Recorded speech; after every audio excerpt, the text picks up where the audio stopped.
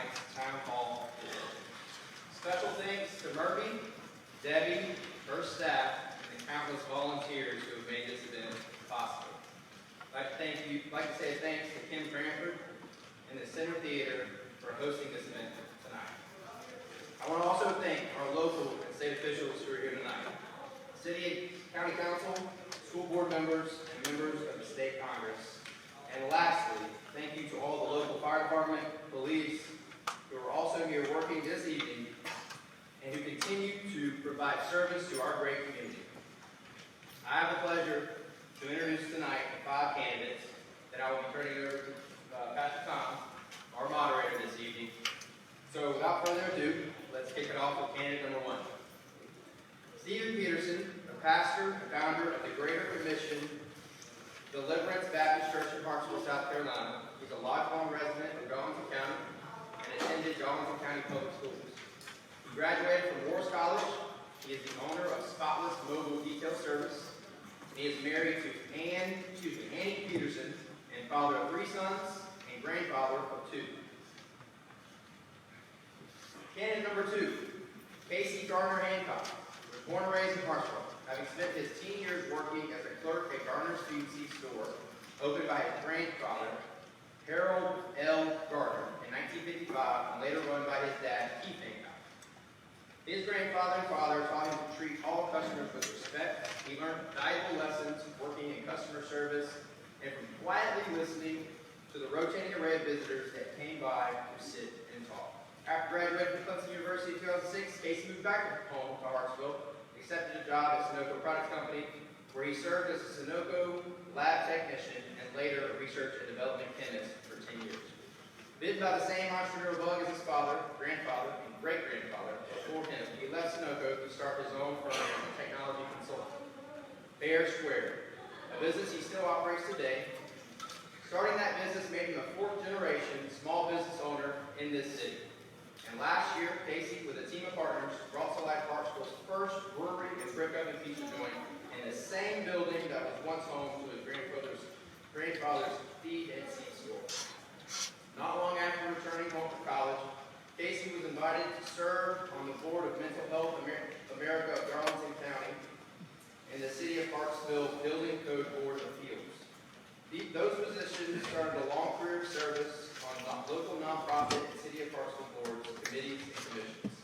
Moving through those bodies and serving in different roles and capacity taught Casey volumes about our city, its people, getting things done, and the nuts and bolts of keeping the city moving forward. Today, Casey serves the City of Parksville Planning Commission as chairman and is a trustee for the Byerly Foundation, which gives about $1 million to local area nonprofits and programs each year to help make Parksville one of the best communities to work in, live in, and raise a family.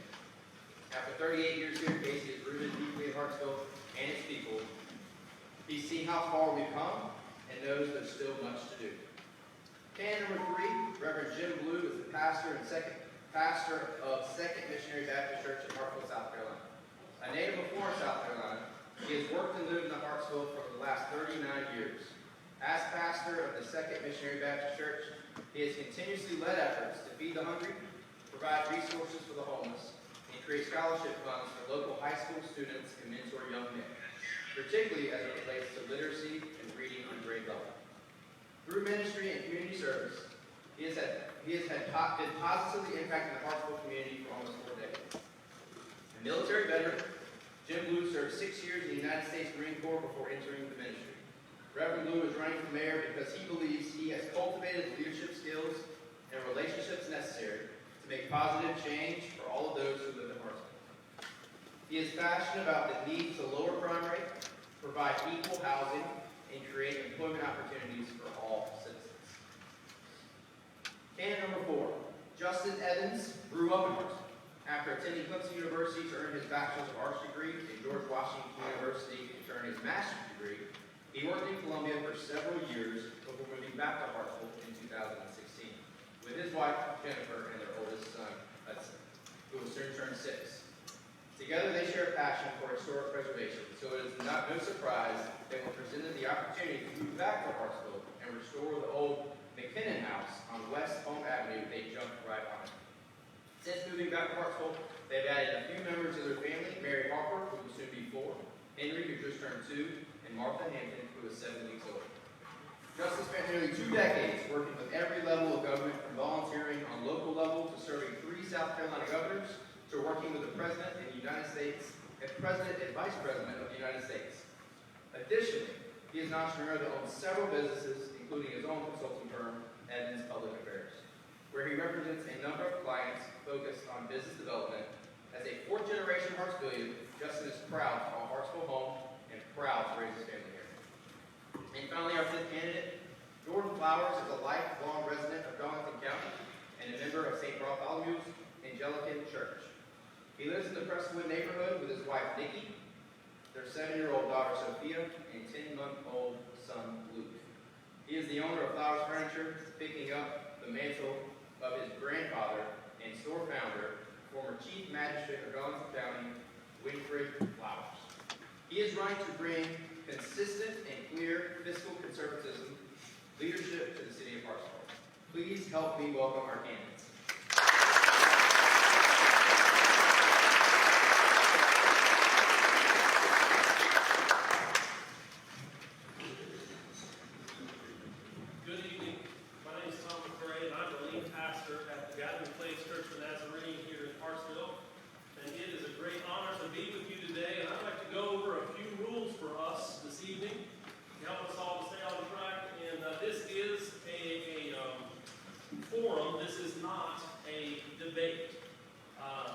So this event is for our community, so we can learn about our candidates' platforms and their ideas to make our communities better. We're so thankful for their hard work and what it's taken for them to get here, and the hard work they've been doing campaigning and getting their message out. And I have met each one, and I believe every one of them wants what's best for our community. I think that they want to do the right thing. And so tonight we're going to hear their stories, we're going to hear their passions, we're going to hear what's going on in their minds as they look to possibly lead us into the future. So we ask everybody tonight to respect each other in the audience as well as here on the platform. Once again, this is not a debate for us to talk about one another. This is an opportunity for us to talk about the issues that we see. We have, each candidate will have 1.5 minutes to introduce themselves. And then our timer will communicate the 1-minute mark for them, and they'll have 30 seconds to finish up. You'll see these lights along the stage, and we'll know where they are in the process. And we've asked our candidates, we talked about this a couple of times, that when the red light comes on, our mouths go closed. And that we work together because we're a team, and we want to get home sometime tonight. This is really, really good. So ultimately, our timer is in control. So we want to thank him and appreciate him for his leadership tonight and his willingness to be here. The questions tonight have been submitted by you. From all over the community, we've had hundreds of questions come in, and we have an independent group of people come in and look at the questions and put like-minded questions together, and we've narrowed it down to 18 questions. And the candidates have also added questions of their own. We have 4 other questions we've added that they'll answer tonight as we go through our process. Each candidate will answer a question for the first time, and then we've got a rotation. First person to answer the question will go 1 minute, 1 minute, 30 seconds, and everybody else will get 1 minute on that question. And then it'll rotate. The second person will answer the second question, and it'll rotate multiple times. But we feel it's a very equal. People get to answer the question for the first time, and they all are in the rotation. I wanted to encourage the candidates tonight, if you happen to run out of words, it's okay not to keep talking. I'm just saying. All right? Hear what you have to say. But when you run out of words, it's okay to just say thank you. Sometimes it's more. Audience, the concluding remarks at the end, each candidate will have 2 minutes to give their closing remarks. And audience, you are a big part of this forum, because you are here tonight to gain information that we know you're going to go back out and share in our community. And together as a community, we will decide who our next leader will be. We're so thankful for our leaders. And I know that sometimes politics can be not a lot of fun. But tonight we're going to have fun. We're going to learn. We're going to appreciate each other. We ask you to hold your claps until the very end of the event. That way we don't take up more time, and that we're good stewards of each other's evening. If you do misbehave, audience, we have Guido and Bubba in the back, and then we'll come remove you. I'm just saying, because order is important here tonight. So please behave. We love you, and we're glad that you're here. Candidates, we love you, and we're so glad that you're here this evening. Let's begin. So we're going to start with candidate number 1. Once I find my sheet of paper. We're going to have Stephen Peterson stand up and give us his minute-and-a-half introductory speech. David. Parksville County. Wife here today, 3 sons. As we said, I'm the owner of Sponsor's Mobile Retail Service in Hartsville. I own many different businesses in Hartsville. Catholic.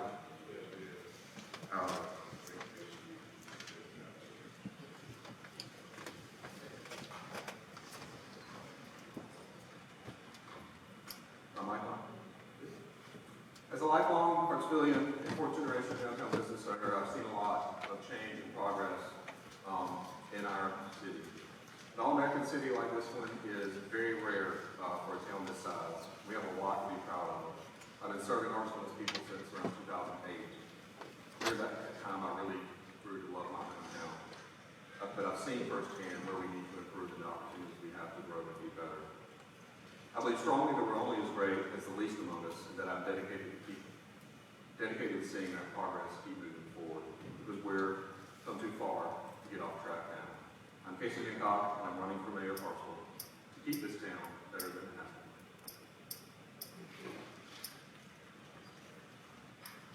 been. Good evening. My name is Jim Blue. I'm senior pastor of Second Missionary Baptist Church, where I've served for 39 years. Here tonight because of the fact I love this city. My son grew up here.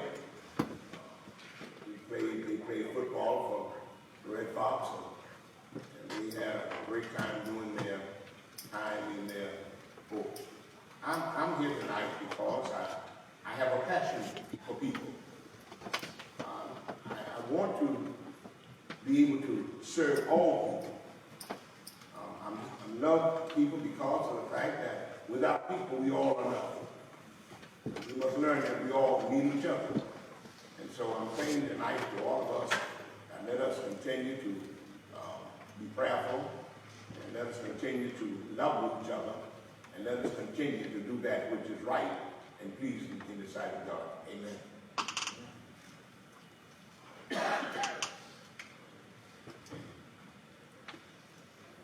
Good evening. My name is Justin Evans. I really wanted to take a moment before I get started on my own personal introduction to thank a lot of folks that put in so much work to make this evening happen. The chamber and the folks here at the Senate Theater. These kinds of events are important for the life of the city. So I really want to take a moment to thank those folks. And a lot of folks put in a lot of hard work, so that work does not go unrecognized. That said, I grew up in Hartsville. I was born here, I was raised here, and I did leave for a little bit to go work in Columbia. And in doing so, earned a lot of sort of experience that's necessary to do the job. I enjoy what I do with public policy. I have 20 years of experience in doing multiple different levels of public policy. And I chose to come back to Hartsville because I was raised here. I enjoyed my childhood here, and I wanted my children to have that same experience. I've noticed over the years the economic development strides that the city has made. While great, there are a lot of things that we could do better, and I look forward to sharing with you my ideas for those tonight. Consistent and clear, fiscally conservative leadership.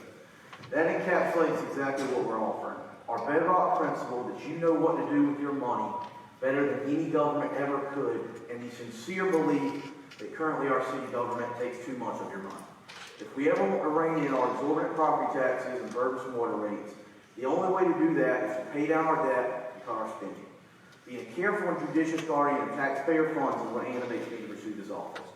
Every dollar of your money that is spent by our city needs to be considered just as painstakingly as if we were taking it out of your wallets directly. Because that's where it comes from, and that's what the citizens of Hartsville deserve. I plan to make our check registry public record, so every dollar that's spent is easily accessible to people whose money it really is. But bigger than that, it's about a duty of transparency and the acknowledgement that when you take a man's money, you need to justify to him how you're going to spend it. That's our proposal to the voters. A sober, clear-eyed pitch for small government and individual liberty, for living within our means, and the responsibility for taking our finances just as seriously as you do yours, because we owe you nothing less. Our first question this evening is, why are you running for mayor of Parksville? And we'll start with Stephen first, and you have 1 minute 30 seconds. The reason I'm running for mayor is because I have a lot to offer. I'm a pastor, husband, business owner. My heart is for the people of this city. Create jobs, help bring down crime rate, to make Parksville a better place. Us, those that stay here. Number 2, Casey. I'm running for mayor because I love Hartsville. I love this place. I love the people. I've served you in this town for many years, and I'm excited about the opportunity of continuing to serve Hartsville in a different capacity that might allow me to have more than that. Thank you. Jim Blue. I'm running for mayor because I've been around this city for 39 years. I see some growth in some areas in our city, and other areas still look the same. I'm running for mayor because I believe that we as the people want what is best for all citizens of Hartsville. I believe that we all need to have equal opportunity to own a house. I believe that we all want the best quality of life for others, our neighbors, and ourselves. I believe that we, as a people, are striving to make sure that we're looking forward to a day that when Hartsville will become one city, and all of us can be proud to be citizens of Hartsville. Thank you. Justin Evans. I'm running for mayor for one particular reason that I would like to highlight. Over the course of the last 15 years, Hartsville's made some great strides. But in doing so, Hartsville has strayed a little bit in their spending priorities, as we see from a budgetary perspective from the city. I believe that the city should do 5 things, and 5 things in this order: police, fire, water, sewer, and trash pickup. It doesn't have to be more complicated than that. Anything on top of that is extra. Does that mean we shouldn't do the extra things? Absolutely not. We should. But only if those 5 core functions of government are addressed. Truly, and I'm going to sound like a broken record here, but I'm running to bring consistent and clear, fiscally conservative leadership to Hartsville. And it's the bedrock principle that you know what to do with your money better than any government ever could, and the sincere belief that currently our city government takes too much of your money. That's why I'm on it. So the second question, second candidate will go first. Casey, what is your experience working and volunteering with the city? If you already answered that question, you will have to go back if you'd like to. Or other political jurisdictions, and how will that experience help you be an effective mayor for the city of Parksville? Well, I won't list them, but I work with a number of both nonprofit boards and municipal boards and commissions and committees. And in addition to just enjoying the work, it's allowed me to meet a lot of people that run this city, whether they work for the city or don't. And it's allowed me to get a better understanding of how things work and how different groups work together, what their strengths are, how they complement each other. And to me, that has been invaluable in helping me to find my place where I can get back to the town.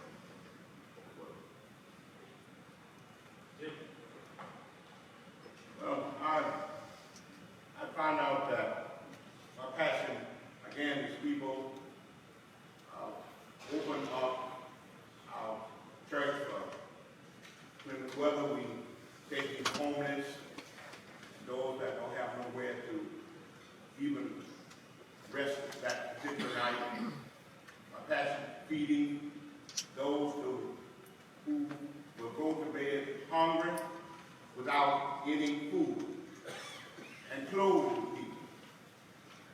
helping them. That's my passion. And I'm running from there because of the fact that there's so many people that are less fortunate than we are, and we take it for granted. But when night comes, you know you don't have nowhere to lay your head. That's a bad feeling. So we should be concerned and able to take care of our brothers and our neighbors.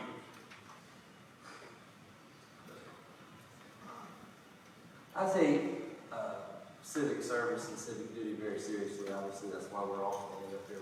We all take that responsibility very seriously. And for myself and my wife, it's a little bit of a team effort. We do a lot of things in the community. A lot of you may notice when we have 7 dogs, as an example, we adopt the dogs right off the street. We don't even look for them to give the Humane Society anymore. But my wife, she is, God bless her, is on every board in town, doing everything from Humane Society to Habitat for Humanity and everything in between. But that experience in both working with the Department of Mental Health over the years, with my mom as the chair of the commission, with the Department of Social Services, with my wife and I'm having foster care and adopting home study approval for hopefully one day adopting a child from DSS. Those experiences have really allowed me to build my sort of resume to be able to serve all of the people in Parksville, not just some folks might think that I might only appeal to one particular demographic or one particular political class, but my experience has shown that that's just not the case. My volunteer work is with the Hartsville Soup Kitchen. I'll actually be serving meals this Friday at 11 a.m. It's incredibly rewarding, the face-to-face interactions with our fellow citizens who most need our help really highlight the fact that the Hartsville that we live in up here on this stage isn't the Hartsville that everybody lives in. Third question this evening is, as mayor, what will be the first action item that you want to address, and why is it vital to Hartsville's business and growth? Jim Blue. As mayor, the first thing I would like to introduce is that we need to have more industrial jobs in Hartsville. We need to have houses.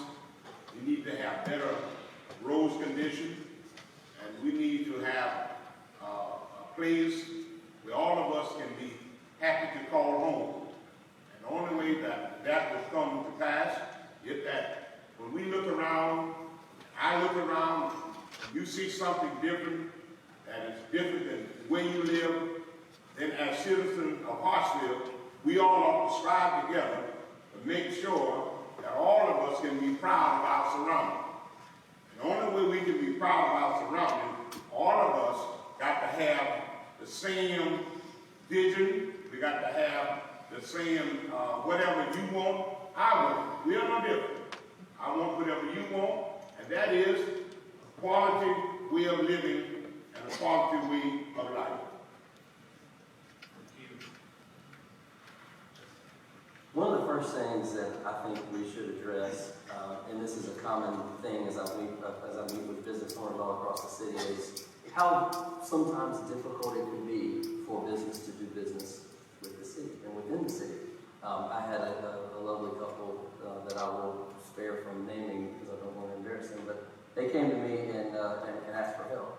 They couldn't get a permit for their business that they wanted to open in the city, and it was a little bit of miscommunication all the way around, but at the end of the day, it took me getting involved to help them with the city to get this issue resolved, and it just makes me wonder how many business owners don't take that step. How many people who want to open business just give up? How many people who are in that process walk away? And how much does that cost the city? So overhauling the way we operate and changing the attitude, the way the city approaches helping businesses do business within the city, attracting businesses and help our existing businesses operate easier is got to be priority number one. Budget cuts. Our debt is an albatross that the only way to address is trimming the fat in our budget. We're almost $22 million for 21-22, and that's unsustainable for a town of 7,300.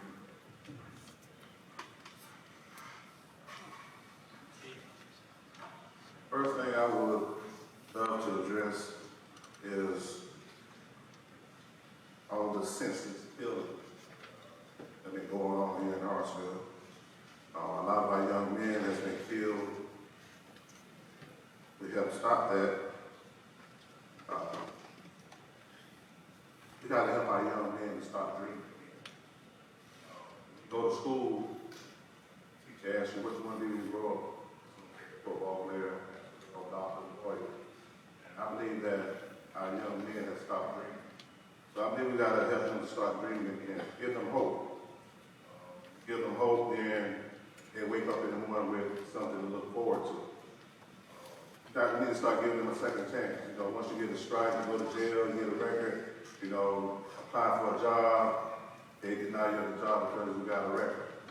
I think we need to start giving our young men a second chance. That would help our city of Parksville.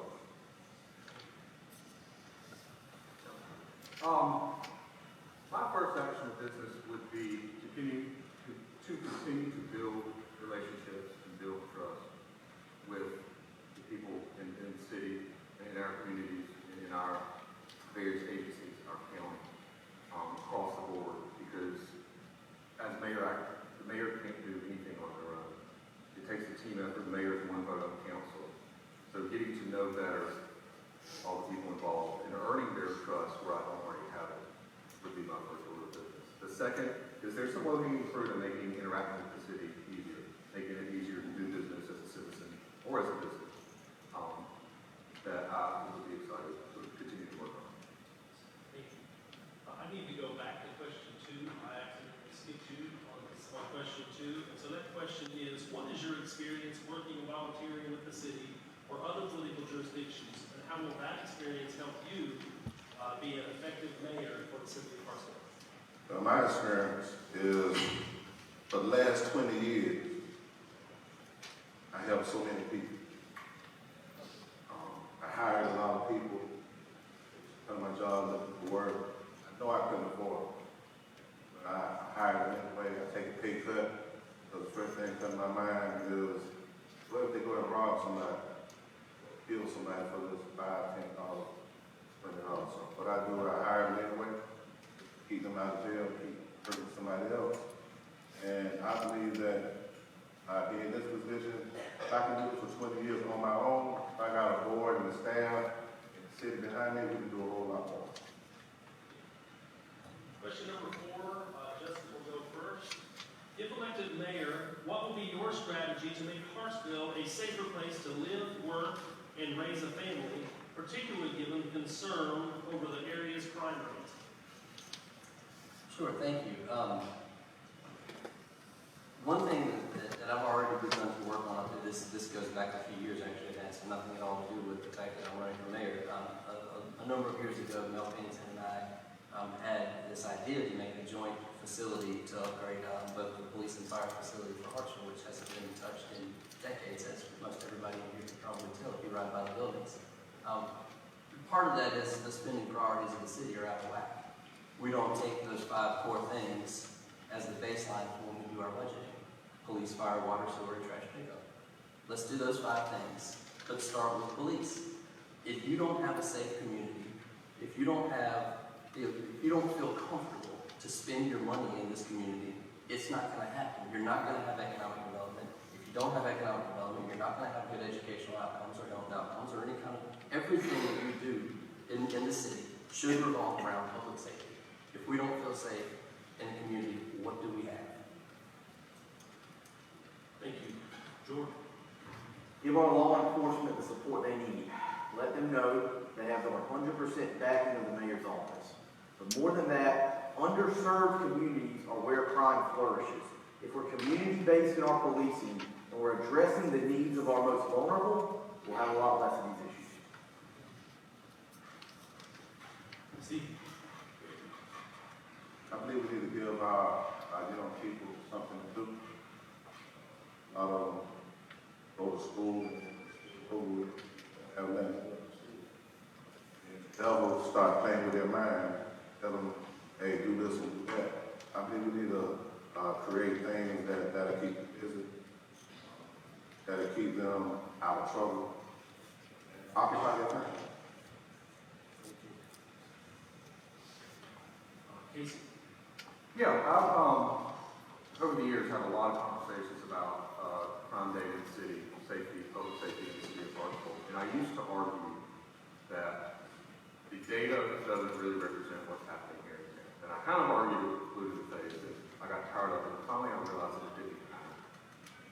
Perception is reality. And the fact is that there are people in this city that if you ask them, do you feel safe here or here or here, they're going to answer no. So it doesn't matter if the data they look at is wrong. We have to change that. The city has made a huge investment in the public safety complex. It's only complex that was mentioned. Just keep that going. I have great confidence in our chiefs and the work that they're doing and would support increasing community policing efforts and keep moving that public safety complex project forward. Jim?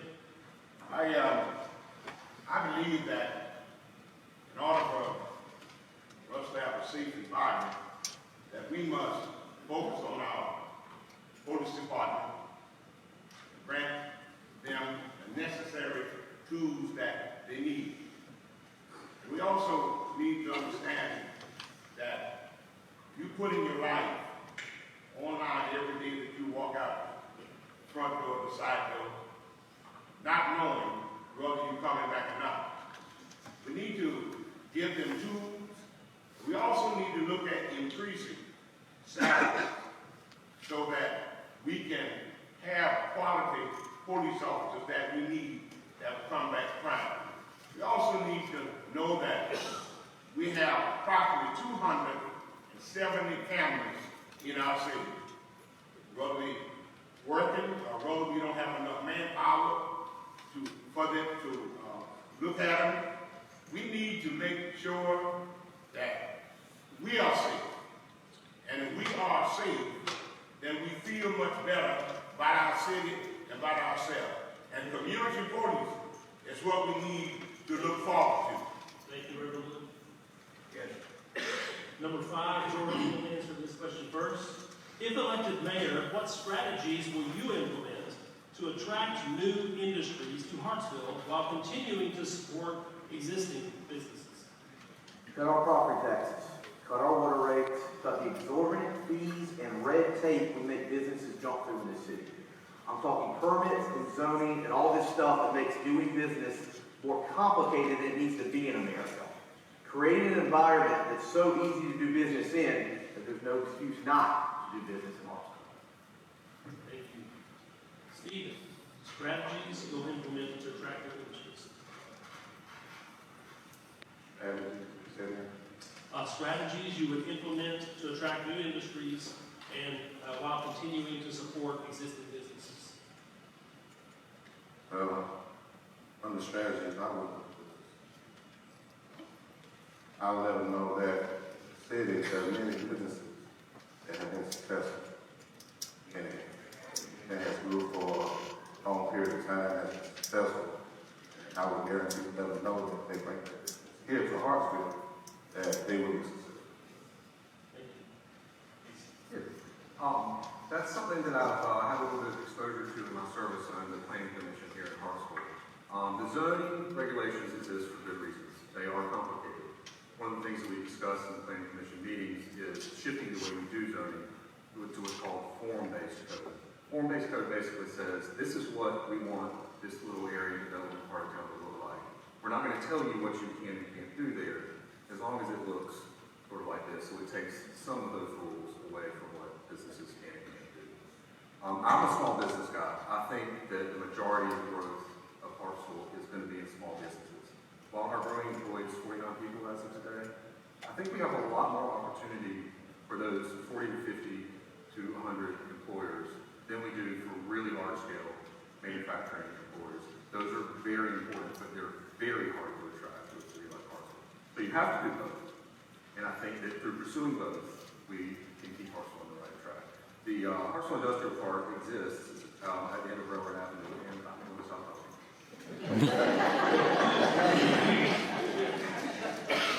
I think what we need to do to attract, but as a matter of fact, to maintain the business,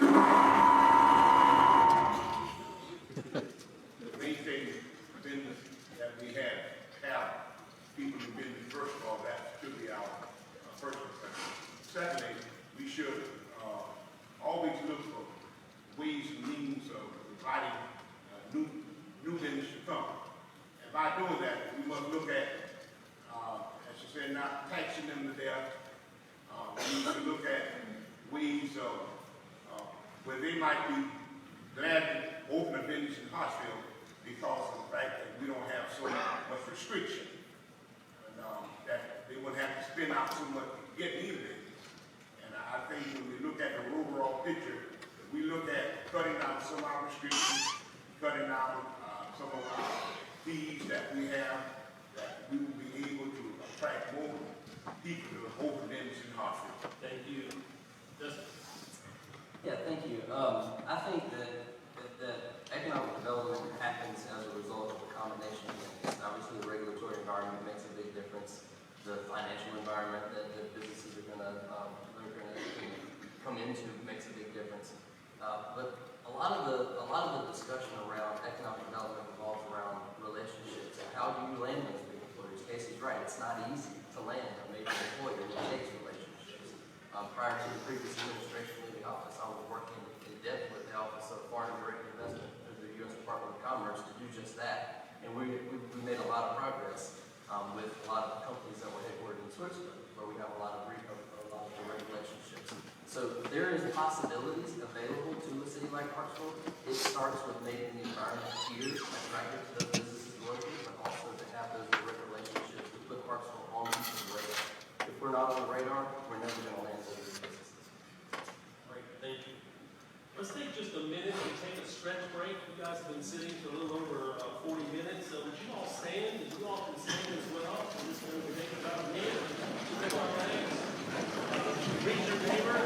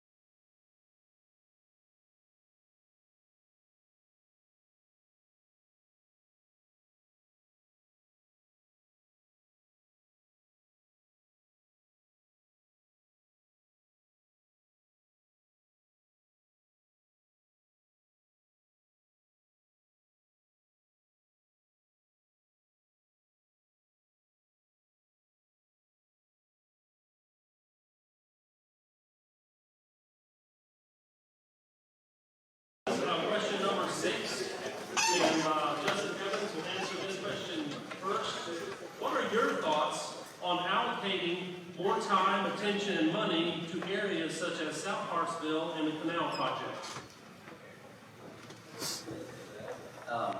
I think that it's an interesting question because a lot of time has been allocated, particularly to the Canal project.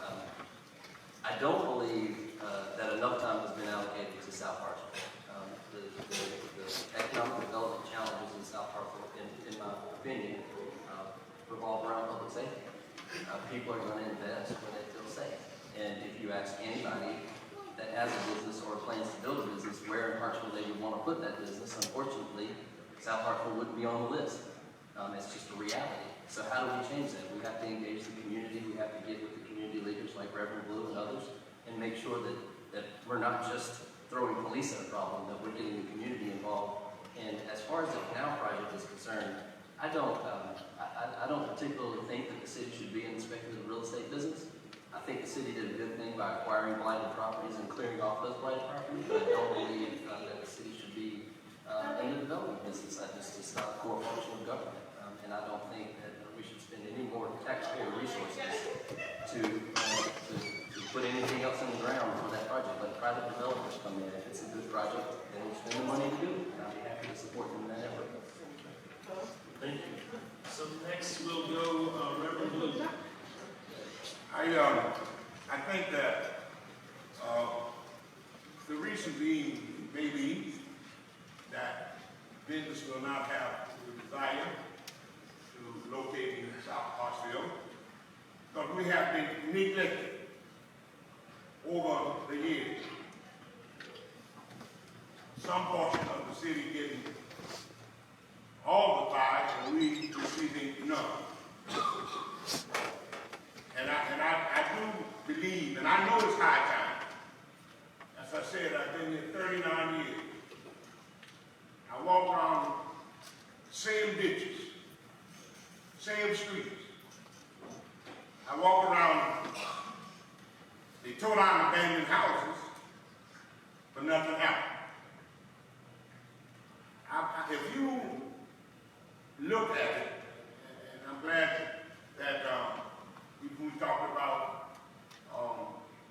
what we need to do to bring about change, is that let's get together and see the SOI for what the SOI really is.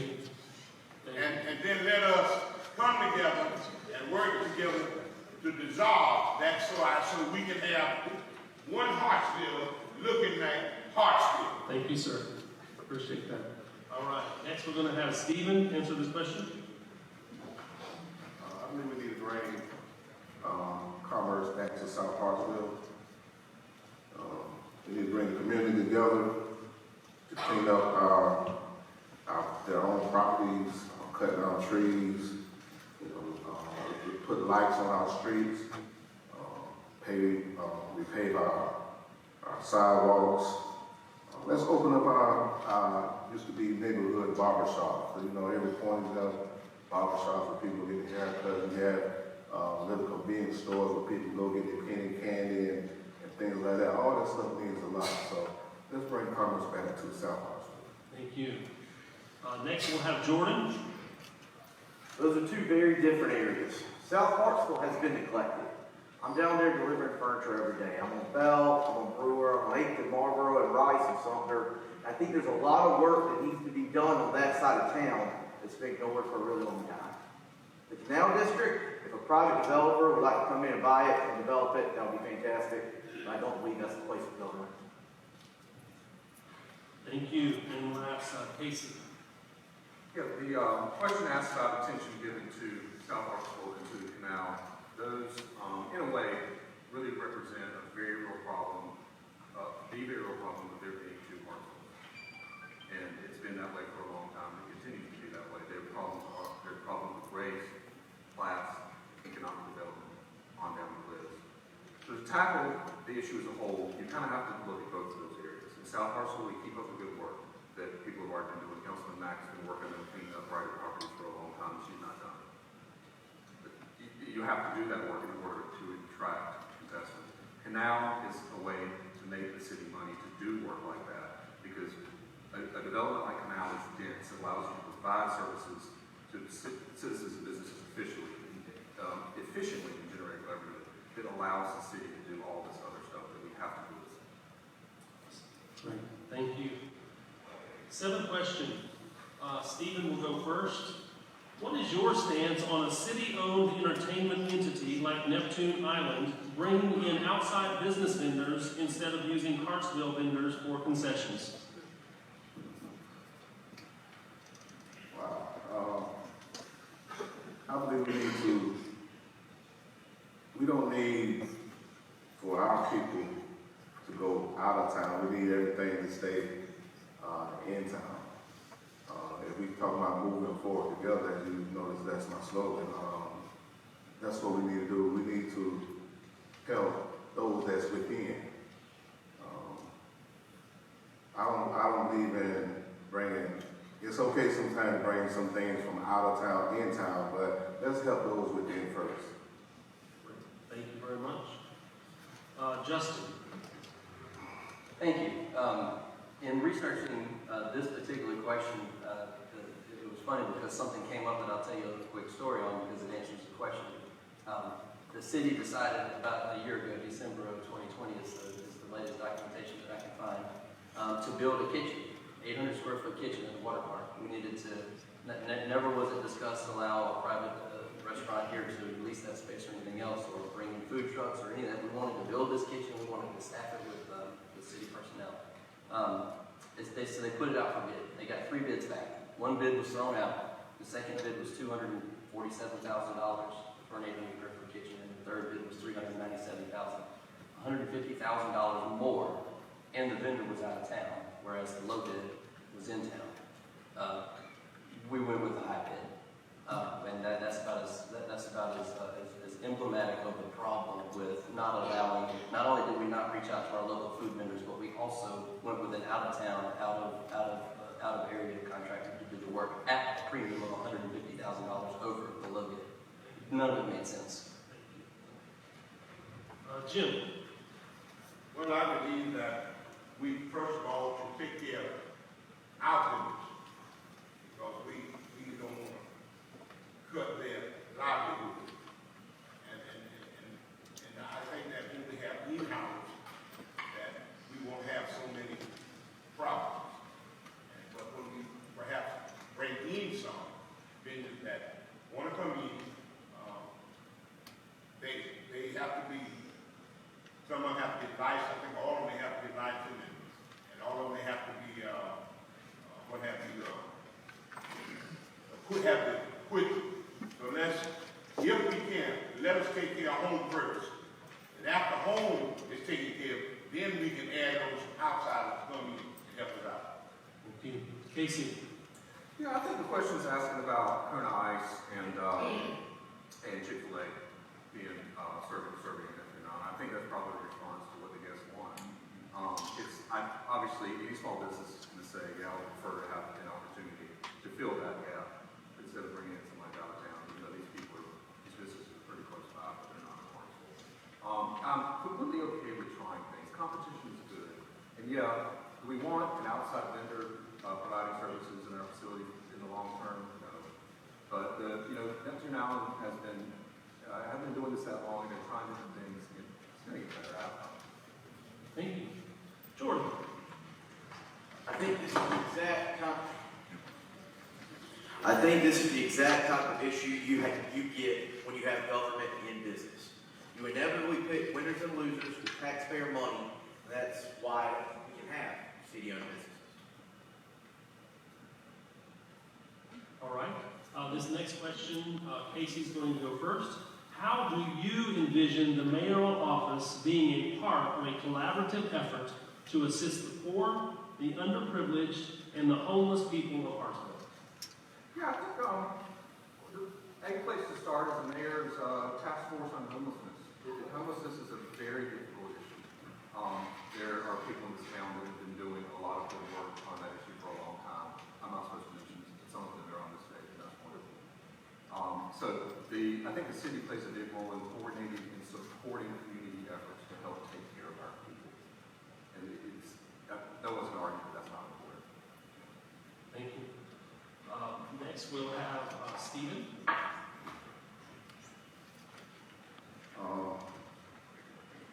Me and a few other men had for the last, I think over 10 years, we met with the Chamber of Commerce about 10 years ago with the Minister Alliance of Hartsville. And what we wanted to do is, we wanted to put a homeless shelter here in Hartsville. Not just a homeless shelter, people just sleep up all day, but we want to have a productive homeless shelter, something that get them back to life, back into livelihood, help them get their driver's license, jobs, bank accounts, and things of that nature. We didn't want to do that. So I believe we can do that, build a homeless shelter and a rehabilitation center. It'll be a great idea. Thank you. Jordan. I will continue my work with the soup kitchen. I believe in doing my own work. So I would assist the poor, the sick, and the needy by actually physically helping the poor, the sick, and the needy. Thank you. Justin? Sure. I have a soft place in my heart for the folks that find themselves in a homeless situation. A lot of the times, more often than not, those folks suffer from some type of mental illness. Having expanded access to mental health services and allowing for the community to get involved to help those folks to experience that help and to realize that help is very important. I think the office of the mayor, while no direct involvement from the city necessarily could take place in that regard, the office itself, the person who holds the office, should be a champion for getting the community involved and expanding those access to services to the folks who need it most. Awesome. Thank you. Jim? I would, this is one of my babies. As mayor, I would get private industry and nonprofit organizations involved in letting us focus on homeless shelter. And we tell the truth about it. So many of us are one check away from being homeless. Miss 2 or 3 of them. You find yourself in that same condition. And so one thing that I'm saying that homeless people, yes, all of them don't have problems, but there's some that do. But we can't look at that. We can look at fulfilling their needs. And I'm so glad whenever we would open our homeless shelter, the community would go out and come and bring things and bring finance to help support that. So I'm saying as mayor, it would be my priority to find a way for us to have a homeless shelter to meet the needs of those who are less fortunate than we are. Thank you very much. The next question, Jim, you'll go first. What are your thoughts on affordable housing opportunities in Hartsville for young professionals and for middle to lower income bracket families? I just look at affordable housing for all people. We are one city. We are one people. And as one city, we all should have the same mind, looking forward to helping everybody focus on owning a home.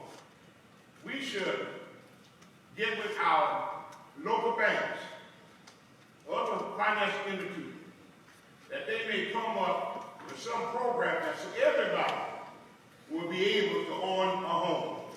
And once you have ownership, pride, respect. I don't know how you feel about it, but when I cut my grass and rake my yard and watch my cars and look back, I feel good about it. Because I say to myself, this is where I live at. So when you give somebody some sense of pride, ownership makes us feel that we are somebody, and we are somebody anyway, but this will be a step up in the right direction. Thank you. Casey? Yeah, Parksville has struggled with housing for probably ever. We have a real need for more diverse housing options, different types of houses, and more attainable housing options, so that everyone can find the thing that's right for them, regardless of their age or their place in life, or what it is they want or they're looking for. We got to ramp up our efforts to bring new housing of all kinds, all types of new housing in Hartsville, be it dense development projects, small neighborhoods, public housing, all of that is part of it together. So those efforts have been moving, but they just haven't been moving very, very fast. And I think it's time to apply some pressure to really make a change and improve what we've actually accomplished. Jordan? I think if we cut our budget to allow a decrease in property taxes, cut the fee and permit process hoops we make builders jump through, and abandon our burdensome zoning regulations, then we would see a huge increase in all kinds of housing being built, affordable housing included. It's on. Stephen? I think we need programs that'll help people own homes, and not only the home, but the house to take care of them. Like public housing and housing authority and things like that. Nobody should be homeless, but people don't know how to get homes, they don't know where to go get homes, information, need public information. I think we get more public information out there to help a lot of people. Awesome. Thank you. Justin. Sure. It's not the government's job to build the housing that is needed in Hartsville. It's the government's job to create the environment that will allow for that investment to take place. Again, that happens through public safety and other things, but as a real estate developer, I'm keenly aware of what's going on with our housing shortage. We're at a shortage of about 140 rooftops immediately. Most of that wouldn't necessarily fall into the category of affordable housing, but I'm definitely sensitive to the need of affordable housing as well. Affordable housing doesn't necessarily mean government housing, and I think that's an important distinction to make. Creating the environment for that private investment to take place is the most paramount thing that we as any candidate for mayor or the person who ultimately holds the office can do. Awesome. Thank you. Our next question, Jordan, you'll go first. What is your vision for budget priorities that will permit and promote the city of Hartsville and its constituents to operate within its fiscal means? I think we have to focus on water, sewer, roads, and public safety, and everything else has to take a back seat until we get our debt situation under control. Okay. Casey. Yeah, I'm not a finance guy. I've said that many times and I'll keep saying it. That's just not my strong suit. The thing I do like is looking for creative sources of revenue. And I think that's something the city has done a good job at and can continue to do a good job at. Because if we can find creative sources of revenue for the city, we can continue to do the things we need to do without putting that burden on our citizens through taxes and fees. So that's one way to address it. The other is to be a little more, I think we need to do a better job about public education about our budget. Regular public budget meetings might be a way to do that. The budget's public. It's transparent, but people just don't know necessarily how to get the information. That's another one. Awesome. Thank you. Stephen. From my understanding, I don't think that the mayor has anything to do with the budget situation, but I believe that's why they have a finance committee. That's why you got a board, city council, people to help you make financial decisions. Okay. Thank you. Justin. Sure. So I know it's going to sound like a broken record, but the city should focus on those 5 core things: police, fire, water, sewer, trash pickup. Everything else is extra. How do you make that happen? How do you curb the spending that's going on in the city that falls outside of those 5 core things? You have to work with city council to do it. The mayor's only one vote. But I do think that unlike efforts in the past to curtail spending, a lot of things that the mayor can do is work directly with, on the transparency front, as Casey mentioned, to bring the message directly to you, the voters. The more aware that you are of these things, the more likely council is to help you and aid you in sort of curbing that spending. Awesome. Thank you very much.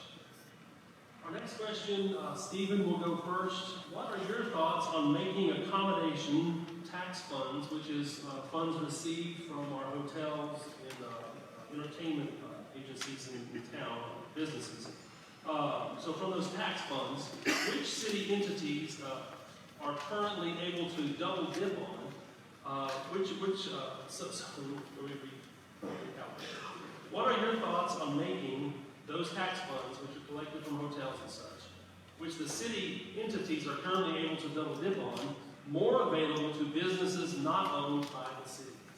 You all have those questions, so you can process them. I did that for y'all. Well, I hate to sound like a broken record, but that's what they got the finance committee for. The mayor is just one voice. That's why you have the city council. They make decisions. That's why we got the city manager. They're the ones really in charge, so they have the budget on how to make sure. Thank you. Justin. The mayor should, in my opinion, advocate for the businesses that generate the revenue and generate the PR to bring the people in, the marketing efforts to bring the people in that actually spend the money to get those funds, and not let it be city entities who already receive tax funds to then go in and get another round of grant funding and be first on the list in the consideration. It just doesn't make any sense. If the city's already taking tax money, why then should the city take another form of revenue that would otherwise go back to the businesses that generated that revenue, which would only allow them to generate more revenue? Thank you. Jordan. I believe accommodations tax funds should be spent on hard infrastructure, water, sewer, pavement, lighting. If we want more money for local businesses, then we can accomplish that by lowering their taxes and fees, not by collecting their money and redistributing it as we see fit. Thank you. Jim. I think that when monies are set aside to allocate for a specific purpose, that money should be spent for that purpose and that purpose only. And when we start dipping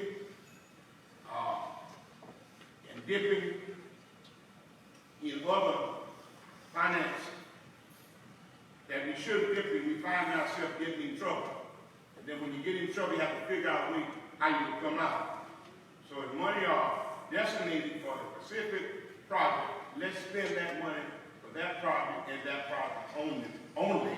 And then lastly, when you fail to get people involved, you mess up. You are the people. You elect the mayor. It is out. We have a city council, true, but we need to hear from you, because if it wasn't for you, I wouldn't be the mayor. Thank So you. we got to get y'all involved. Casey. Yeah, the two city entities that are eligible for a tax funding are Neptune Island and Envision, Hartsville, South Carolina. That's the city's prison farm. Accommodation tax is generated from heads and beds. That money is generated by people who come to visit Hartsville and stay at our hotels. That's the hotels collect the money, distributed to the city. And then it goes to an A-tax committee with members who are appointed by city council, but those members really report to the state. They're entirely audited by the state, and very specific things use that money. Almost all of it is tourism related. So for businesses that do generate tourist dollars, they're eligible for that money too. So not to repeat myself, but I think it maybe is just a public education issue. New businesses that have come pretty recently may not know that they're eligible for this program. So it's just stop talking about it, continue to talk and continue to communicate and make sure that people Awesome. Great. Thank you. I have to go back to the last question. I failed to get Jim Blue's answer on what is your vision for budget priorities that will permit and promote the city of Parksville and its constituents to operate within its fiscal means. I believe that in order for us to operate under our fiscal needs, and as first of all, as Anthony said earlier, we first got to look at our police department, our EMS, we got to look at our fire department.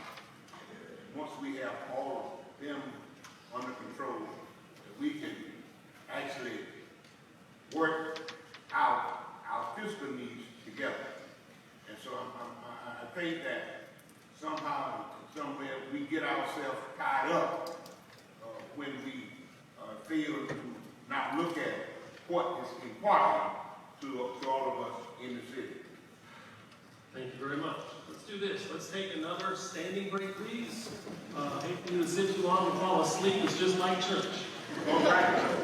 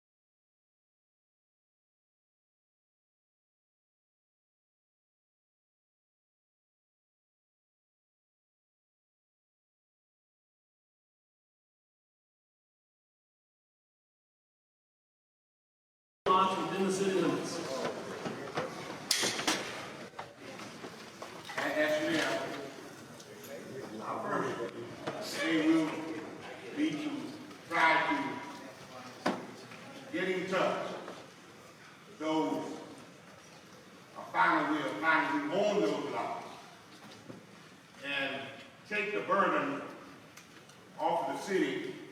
Some of the lots are there, the taxes have not been paid, and we have to upkeep them. Take the burden off of the city if we find ownership. And if ownership does not respond in a certain length of time, then we write ownership a letter. And ownership has a certain number of days to comply by that letter. And if he or she does not, then ownership has to go through a procedure. Now, what we need to understand is that it's all right to tear down houses, dilapidated houses, don't misunderstand me. But you ought to have a plan of action in line so that you might be able to rebuild. Once you find out who owns and the intention, if they just want to turn it over to the city, that's great. Then we can rebuild. Thank you very much. Casey, how about you? So the question asked about implementing a neighborhood cleanup program, but it's really about keeping it going. The city's been working on cleaning up dilapidated properties for years. And on the other hand, there have been community pick up trash cleanup efforts and do that too. But it's about keeping up what we're doing. A lot of the funding that came from demolishing the houses that have been demolished, lots of the cleaning came from the neighborhood impact program. That money is available again. The city already has a residential demolition assistance program. It still exists. My plan is not to implement something, it's to support that. And let's get to, we've lost speed now. It's time to bring it back up again. Thank you. Stephen. I remember back in the days, the city used to have people that's in jail to come work in the city. I believe that would help out a lot.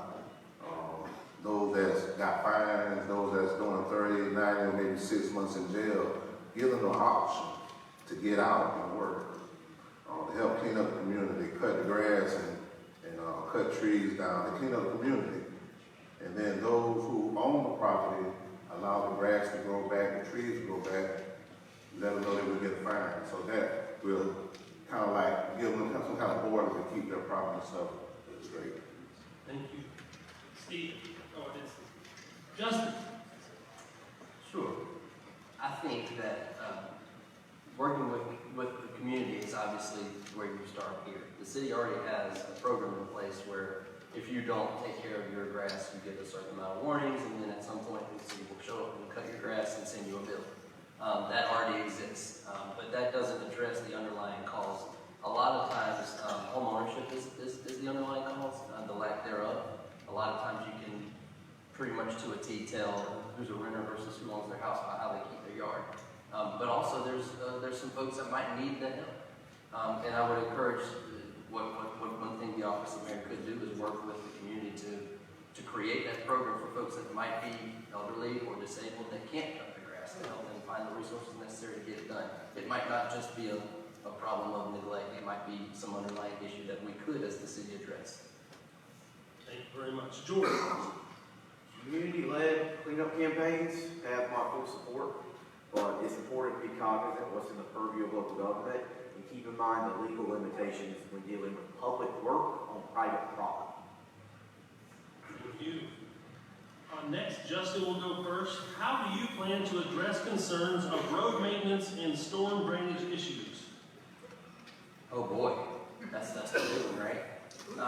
Everybody remembers the roundabout. Who here enjoyed that process, right? I don't know who enjoyed it, but I enjoy it now. Yeah, we're glad it's done. No, as far as road maintenance is concerned, the city has sole fiduciary responsibility for, I want to say, maybe 4 or 5 roads that are mostly downtown. Very nice, well-maintained. The majority of the roads that we have to deal with, that we hear a lot of complaints about, are county and state-owned roads. That is not to say that the Office of Mayor, while no direct responsibility for the maintenance of those roads, is sort of in the wheelhouse or in the toolkit. The person who sits in this office should have a plan and should have the relationships necessary to get the things that need to be done. And that is working both with the governor's office and the Secretary of Transportation, who is a cabinet official.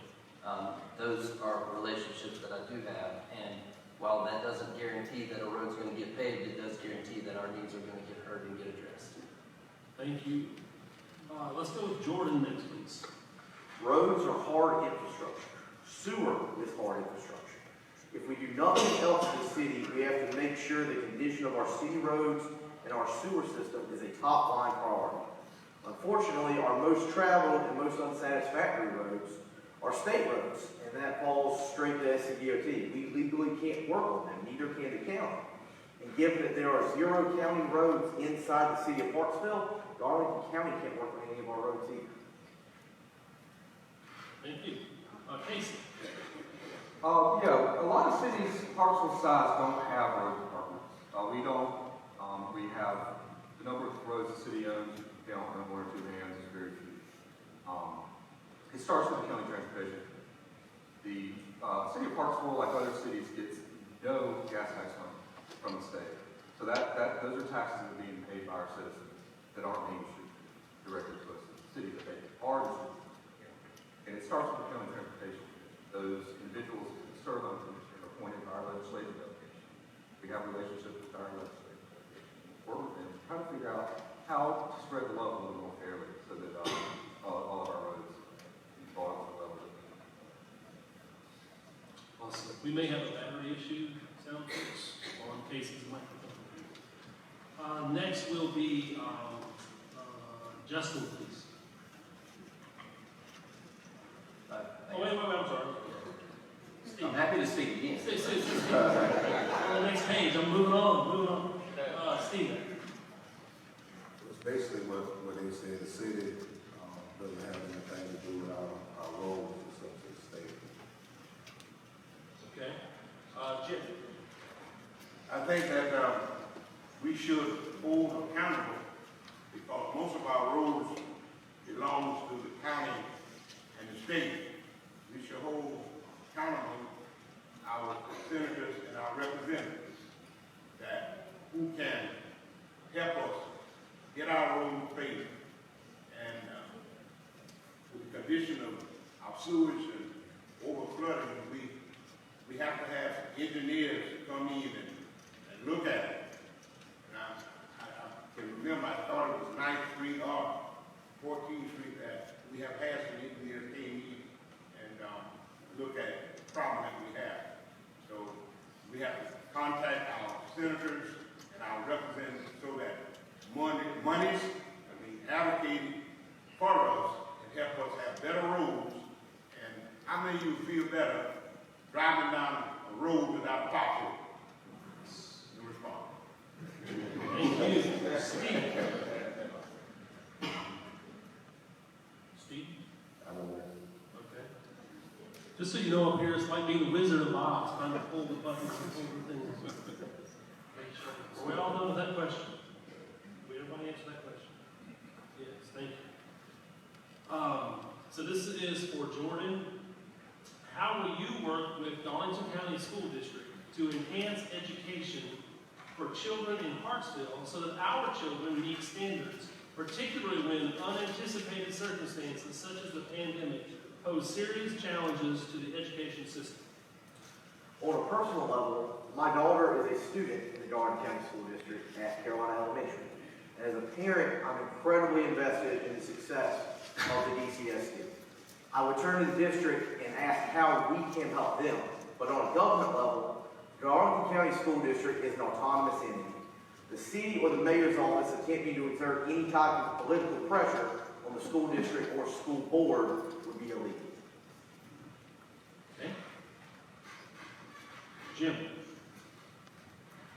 I think that what we could do, and that's already doing, Darlington County and the county works together, school board, and I think that we can assist them by trying to continue to bring programs into, especially during the time that we're going through now when our kids are back and forth from school, so that we might be able to help them to continue to give them a quality education.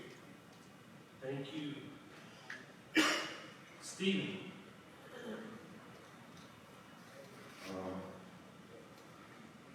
The mayor office has nothing to do with our education system. That's why they have the superintendent for. Thank you. All right, Justin. So, this is an interesting question because while the mayor doesn't have necessarily a role with education with Darlington County School District, the mayor should be a powerful advocate for public education and work with the district on helping whatever they need in terms of their statewide request for funding or working with the State Department of Education. But one thing that was interesting, I actually happened today, I got a call from the state treasurer. I called him to ask if there was any unclaimed property from the school district, and we found $612,000 that will be returning to the school district this week. Thank you. Casey. Yeah, the city doesn't dictate how the school district operates, but the school district is extremely important to the city of Parksville, all of us. It touches jobs, everything. The role the city can play, the mayor as the figurehead, is to help make sure that our citizens and our businesses are supporting our students the best way. That goes everything from volunteer tutoring, sponsoring baseball teams. Another thing is that the whole health of the student, the success of the student is determined by a lot more than what happens in the classroom. Our students need a safe place to live, a safe community to be in. They need recreation opportunities to enrich themselves if they're not in the classroom. Thank you.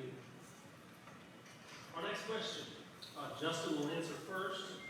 What do you believe the city's role should be in terms of COVID restrictions? Sure, thank you. I subscribe to the personal responsibility narrative when it comes to government mandates.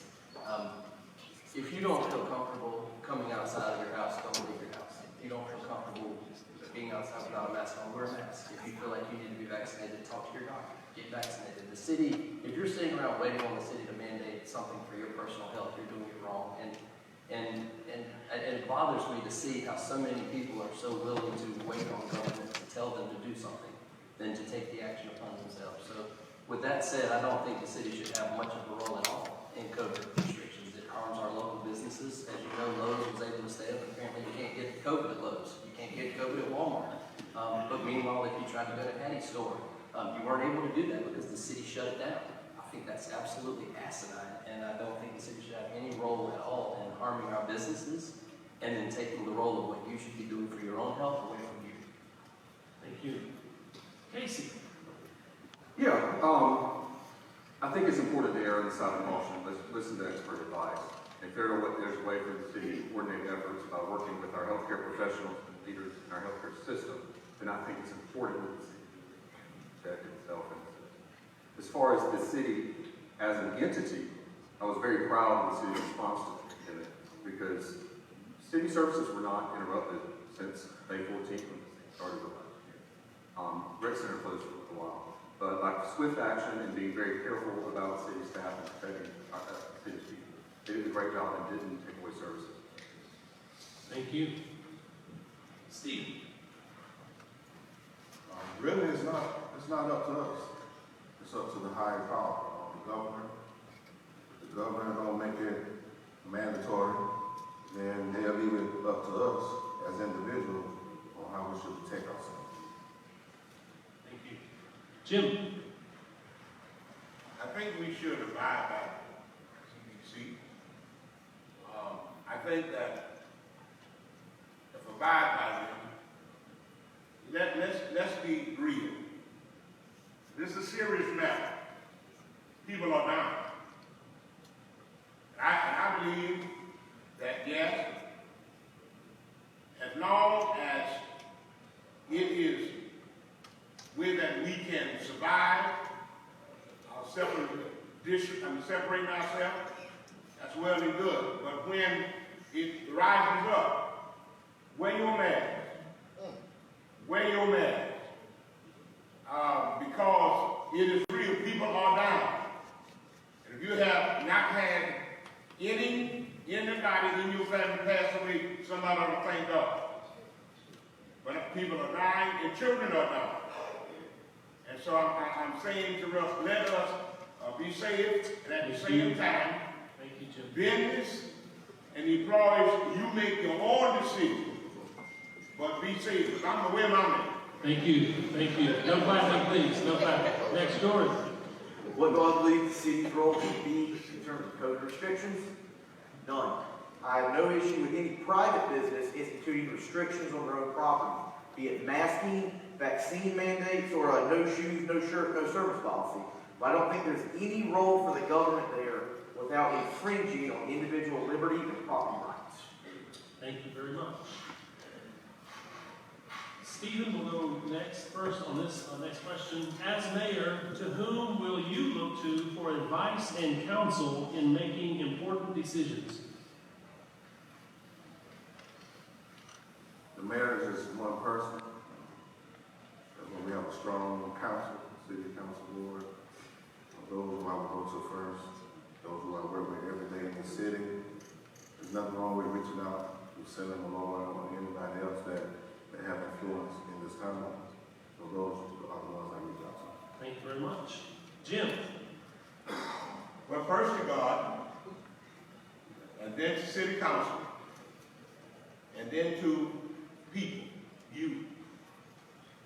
I need your input when I'm making a decision that will involve all of us. And so, if we can do that and resolve it together, then as mayor, I'm happy, and you should be happy. Thank you. Justin. Sure. Obviously, I don't make any serious decisions in my life without consulting with my wife. Otherwise, I wouldn't be alive the next day. So obviously, she's a very big influence on my life. But I do tend to take a lot of big decisions under advisement. I pray about them, and I have a tremendous amount of resources that I've surrounded myself with, subject matter experts that I go to for specific things. I made a conscious decision back in 2007 when I worked for Governor Sanford to surround myself with a lot of those folks that were way more experienced and smarter than me, and it served me well over the last 17 years, so I look forward to continuing that. Thank you. Jordan. The taxpayers, the citizens of Hartsville, it's your money, and your advice and counsel is the only one that matters. Casey. I go to the people that I've worked with over the past 15 years in serving Hartsville. They've been doing this even longer than I have. I go to our city staff, our experts in the field. I go to our legislative delegate to ask questions that understand better how things work, how we get done. Also go to people who attend our public meetings. Planning Commission held nearly a dozen public meetings for listening sessions. What is it? What are your ideas on how to do it? So it comes from all this way. Thank you. Great. All right, Casey's going to go first on this next question. What assurances can you give that your personal politics and religious opinions will not cloud your ability to represent the interests of all citizens of Parksville? It starts with a promise, of course, and also by looking at the example that I've given in my service to Hartsville over the years, that I like to think that I've not let my personal cloud my judgment when making the decision for the city of Hartsville. Okay, thank you. Jordan. I can't separate my faith from my duties as mayor, or anything I do for that matter, and I wouldn't want to. My faith commands me to treat my fellow citizen as my brother, and treat my brother as myself. Doing anything other than representing the interests of all the citizens of Hartsville would be incongruous with my faith. Thank you. Jim. I will not allow my religion or anything to get in my way of exercising my duty as mayor. I will be fair, honest, my decision as I can be. And I will make sure that I will want you to trust me to be able to make a decision that is for the body and the citizens of Hartsville, and not just for one individual or a mass group of people. Thank you. Stephen?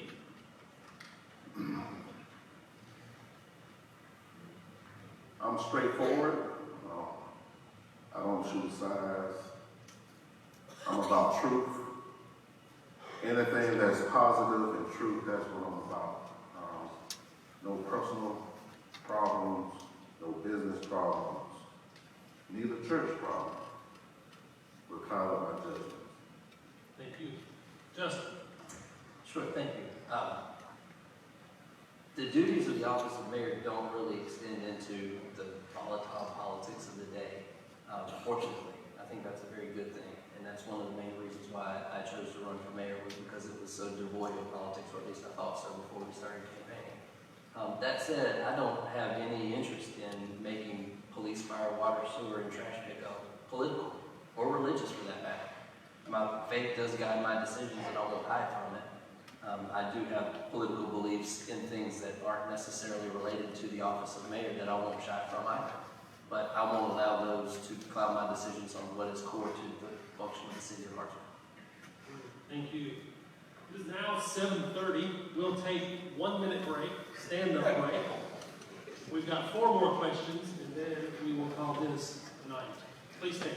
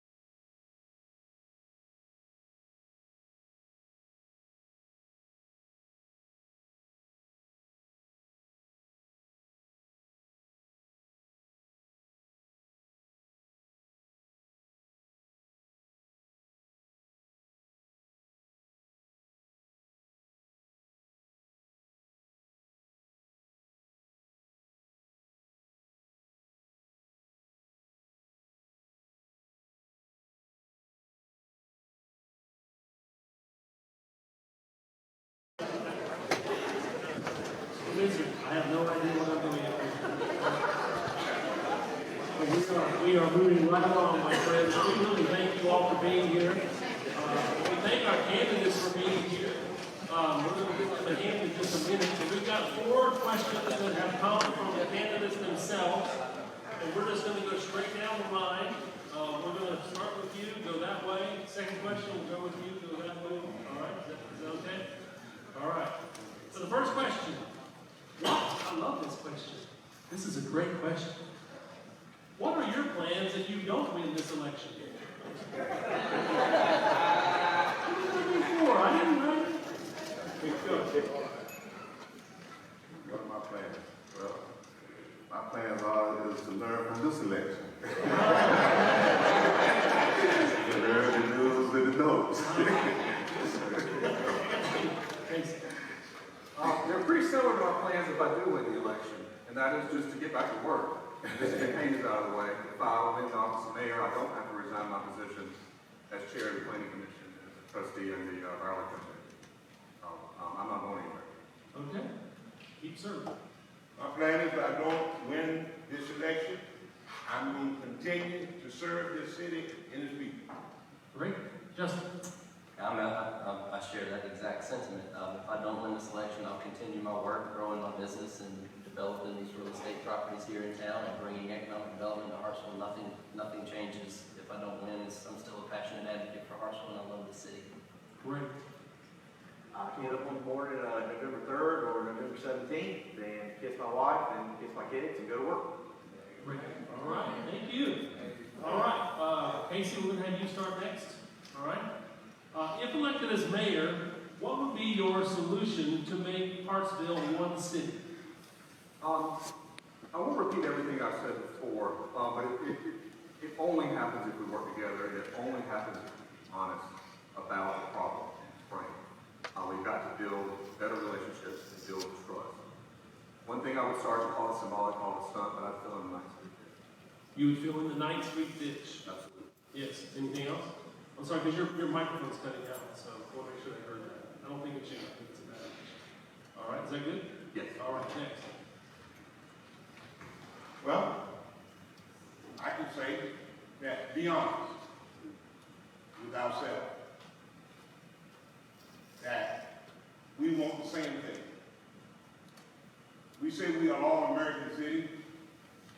Let us become of all American city by treating each citizen equal one to another.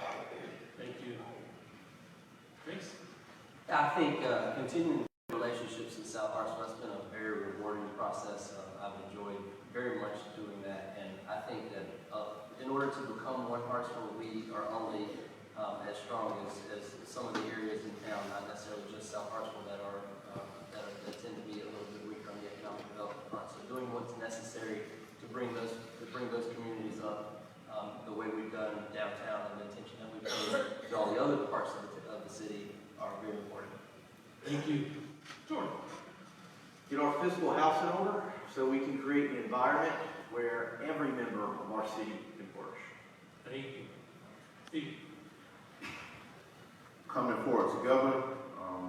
When we have events, invite everybody. Whether it's through Facebook, social media, flyers, word of mouth radio, whatever it takes to get the kids out. Great. Thank you so much. Third question. We're going to go, I would like to go with Jordan first, and we're going to go back this way. That's okay with you all. What is the city's, and I didn't pick this for you, it just came up. What is the city's largest financial liability, and how do you plan to address it? It's our debt, and the only way to address it is by cutting our spending, to be able to stop money back in our reserves, which we currently have less than 90 days operating cash on, to be able to pay down said debt. It's about $35 million in future liabilities right now for a town of 7,300 people. Thank you. Well, the single largest liability that sits on the books for the city right now is the unfunded liability of the state's pension fund. We pay roughly $5 to $5.5 million a year off the top of our general fund budget with absolutely no plan to address that because our hands are tied. 4 years ago, I began working on this problem nationwide with a group of 31 chief investment officers from pension funds across the country. We've put in a tremendous amount of work on this, and we're very close to going public with a plan, starting with the South Carolina Pension Fund to offer cities and counties the opportunity to at least have hope that they can get out from under that debt, because currently there is absolutely nothing that the city can do other than write the check. Thank you. Jim. I agree after listening to that budget, that is our biggest problem. And so if we can, as I said earlier, we can cut down some spending to one way, promise you that I believe we'll be all right. Okay. Casey. So these answers kind of tell you how complicated the problem is. There's a lot of things and we can't address just one. One that's important to me is infrastructure. Our water system needs a little bit of help. It's time has come to be renovated, upgraded, expanded. Because without clean water, nothing. Thank you. Good. Thank you. Steve? Stop spending money on unnecessary projects and spend money on projects that work. Do a background check, look at the years where we were successful at, and go back to it. I firmly believe that if it ain't broke, don't fix it. Thank you very much.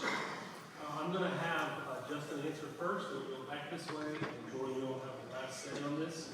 Our city's budget has grown exponentially even as our population has decreased, as it has in each of the last 3 census and 4 of the last 5.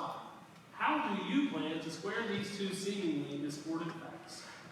Well, the budget is based off of the largest revenue producing thing for the city is through business license fees. And as the businesses grow, the license fees grow. Does that mean we need to cut the license fees a little bit? Probably.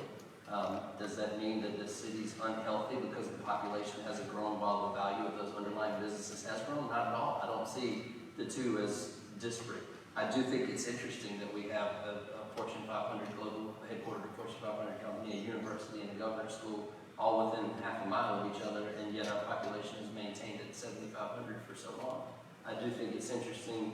I brought in the former global head of economic development for Amazon 2 weeks ago to the city to give a talk on economic development, and the very first thing unprompted from me or anybody else that he brought up was precisely that. How is it possible that a gym that's so close to the interstate, that has all this land, that has all these resources, that has the university, that has Sunoco, has not grown?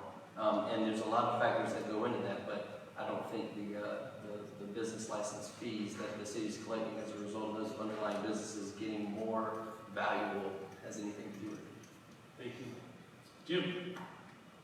I think that what we have to actually look at possibility of the facing now, because everybody's going through a cut, one form, one way or the other.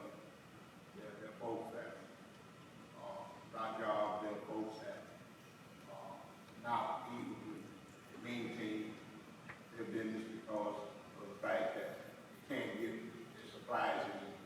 And so perhaps maybe at that point, we might be losing revenue on one hand and then gaining on the other hand. But at the same time, it's not balancing out, because losing and gaining, sooner or later, we all will lose. We find ourselves in a situation that we're going to have to make some form of decision how we will be able to cut this and cut that and maintain what we have right now. Thank you very much. Casey? Yeah, first, I wanted to ask about my mic. Can everybody hear me okay right now? Thing like this? Okay, and because I was fiddling with my mic, could you repeat the question? Yes. That's not it. That's not it either. What you doing? Oh, I got you. That's it. Our city's budget has grown exponentially even as our population has decreased, as it has in each of the last 3 census and 4 of the last 5.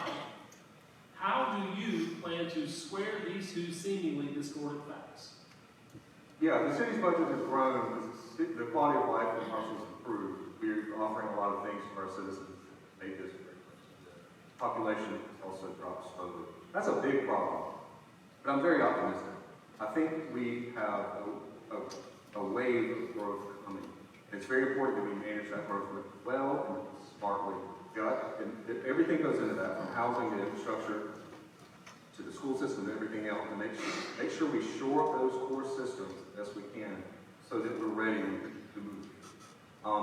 Though we have a net loss, there's some really interesting data about people that are starting to come to Hartsville, trickling in from big cities like Charlotte. And we've done some work on capitalizing on those trends and trying to market specifically to those people so that they know if they're looking for the small town life, this is one of the best places they're going to find it. Thank you.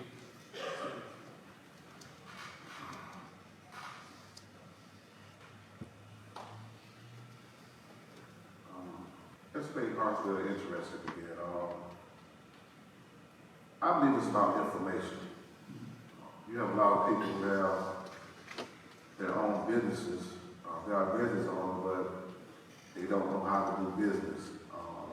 And I think it's all about information. If you get information out there showing people that, first of all, to start your own business, you got to have a business license.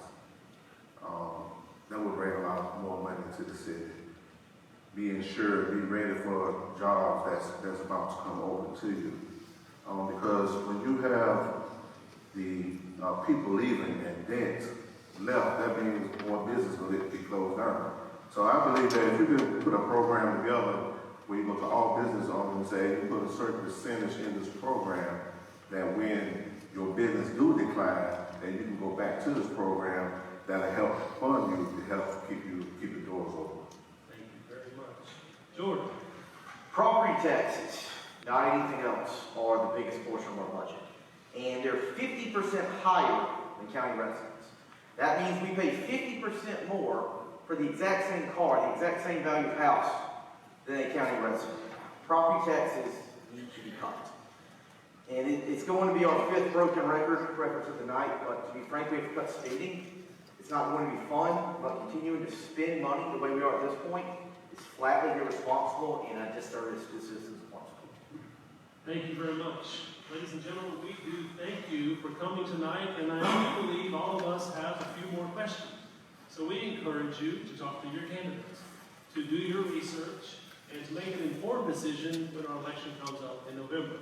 We want to say a special thank you to our timekeeper, Jimmy Ebling. You did a phenomenal job. Thank you, sir.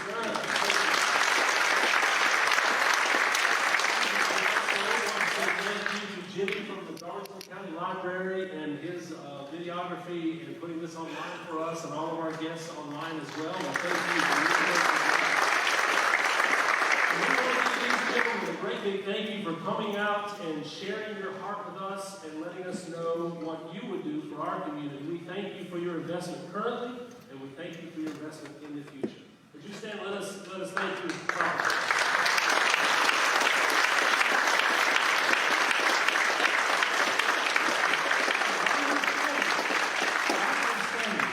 You are allowed closing statements. Go. I believe I'll be the right man for the job for the city of Hartsville. Move forward together, like I said, is my slogan. I believe that we all need to come together, all walks of life. It don't make no difference if you're a CEO of a company or you're a homeless person on the street. I believe we need to be there one for another. We're supposed to be our brother's keeper. I'm a business owner. I like to start businesses, create jobs for people, and help bring this crime rate down that'll make Hartsville a safer place to live. Thank you. Please. First of all, I want to thank everybody for coming, for participating in the municipal process, and thank you again to everyone for Parksville. As I mentioned, I've been doing a lot over the last 15 years or so. I've worn a lot of different hats and served people in different ways. And no matter what hat you see me wearing tomorrow or front, whether it says mayor, volunteer, or bartender, I'm here to serve you personally. That's what I'm passionate about. But since this is a mayoral race, I might as well wear the mayor hat and tell you that I'm not a political guy. I'm a Hartsville guy. This is what I love. This is what I'm about. It's not a stepping stone for me. I want to continue. I want to stay here. I want to continue to hear from you, continue to learn from you, continue to work with you to make the Hartsville best. Now, I won't ever promise I have all the answers, but I do have the necessary experience, and I'm always seeking to learn and grow. And alongside all of you, I know we can accomplish great things.